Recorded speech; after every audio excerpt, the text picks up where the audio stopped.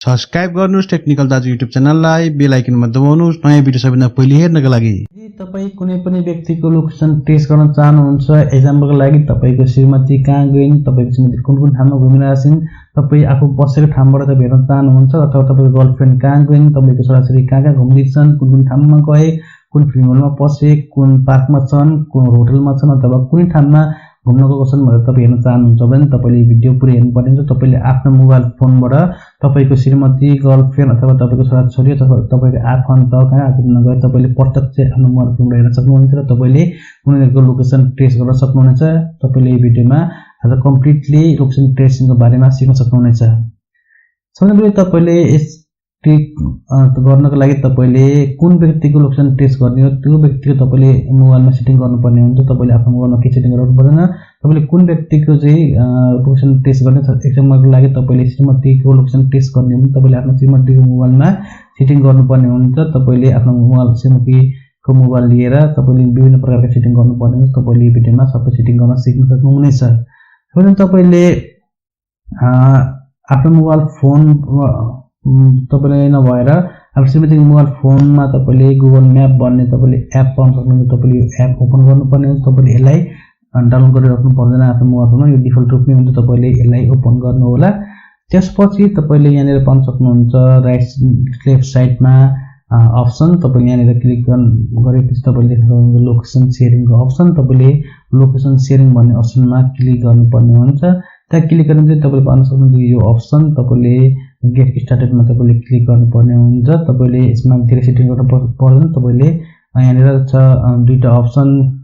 तपाईले कति समयको लागि चाहिँ तपाईले लोकेसन टेस्ट गर्न चाहेको व्यक्तिको लोकेसन टेस्ट गर्ने हो तपाईले त्यो यहाँ छान्नु पर्ने। तपाईले 1 घण्टाको लागि हो कि तपाईले सधैँभरिको लागि हो, तपाईले यहाँ दुईटा अप्सन मध्ये तपाईले छान्न सक्नुहुन्छ। मैले 1 आवरमै छोडिदिएको छु। तपाईले 4 आवर, 5 आवर, 6 आवर, 7 आवर अथवा तपाईले लङ लास्टिङको लागि तपाईले सधैँभरिको लागि पनि लोकेसन शेयरिङ अप्सन अनेबल गर्न सक्नुहुन्छ। त्यसपछि तपाईले यहाँनिर सिलेक्ट पिपल तपाईले कन्ट्याक्टमा अब तपाईले आफ्नो मोबाइल फोनमा अथवा कसको मोबाइल फोनमा चाहिँ लोकेसन शेयरिङ गर्ने हो, तपाईको श्रीमती मोबाइल फोनबाट को लोकेसन चाहिँ कसको मलाई थाहा छ तपाईले यहाँनिर कन्ट्याक्ट सेटिङ गर्न सक्नुहुन्छ। तपाईले कन्ट्याक्टमा तपाईले आफ्नो नम्बरमा लोकेसन शेयरिङ गर्न सक्नुहुन्छ। तपाईले नम्बरमा गर्नुभयो भने तपाईको नम्बरमा एउटा लिंक आउँछ, त्यो लिंकबाट तपाईले ओपन गरेर लोकेसन हेर्न सक्नुहुन्छ। तपाईले यहाँनिर मेसेज पनि पठाउन सक्नुहुन्छ। तपाईले यहाँ मोर भन्ने अप्सनमा क्लिक गर्नुभयो भने तपाईले अरु पनि ट्रेडिसन लोकेसन शेयरिङ गर्ने तपाईले श्रीमतीको मोबाइलमा तपाईले तपाईले मेसेजमा आफ्नो मोबाइलमा लोकेसन शेयर गर्न सक्नुहुन्छ। इमेलबाट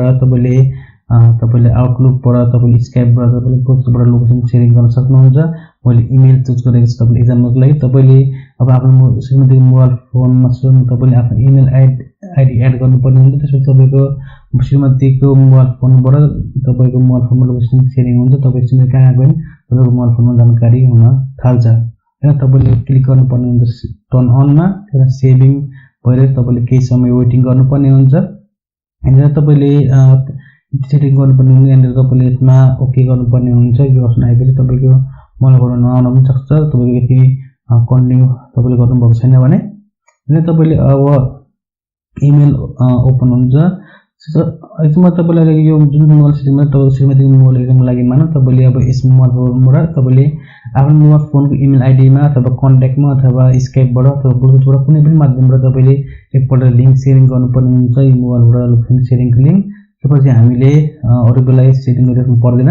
तपाईले त्यहाँनिर फर्म अब यही मोबाइलबाट भयो तपाईको श्रीमतीको मोबाइलबाट भयो एक्जामको लागि अब 2 मा तपाईले आफ्नो इमेल आइडी अथवा कुन मोबाइलमा अरु नै मोबाइलमा गर्ने हो भने तपाईले अथवा ल्यापटपमा गर्ने हो भने तपाईले कुनमा चाहिँ गर्ने हो तपाईले त्यो गरेर तपाईले यहाँ इमेल आइडी लगाउनु पर्ने हुन्छ। यहाँ इमेल आइडी तपाईले लगाउन सक्नुहुन्छ आफ्नो कुन किसिम भएको आफ्नो एकदम युजफुल रहने इमेल आइडी तपाईले युज गर्न सक्नुहुन्छ।